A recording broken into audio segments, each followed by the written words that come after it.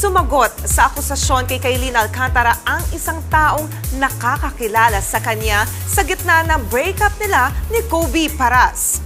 Pinost ng nagngangalang Samantha Rose ang reply niya sa YouTube video ng mom ni Kobe na si Jackie Forster. Aniya, never daw naging manipulative o abusado si Kaylin. Supportive pa nga raw siya kay Kobe, kaya maling-mali raw na siraan ang imahe ni Kaylin sa publiko. Dapat din daw ay idaan ang pag-resolve sa problema privately at hindi sa publiko.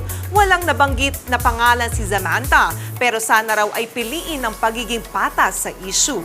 Si Samantha Rose ay girlfriend ng kapatid ni Kaylin na si Robin Alcantara. Matatanda ang kinuwento ng mom ni Kobe sa isang video na hiwalay na ang anak niya at si Kaylin. Mga kapatid, Jania Lipon po, laging maging updated sa latest sa entertainment and lifestyle para maging una sa balitaan. Bisitahin at mag-subscribe na sa social media pages ng News 5.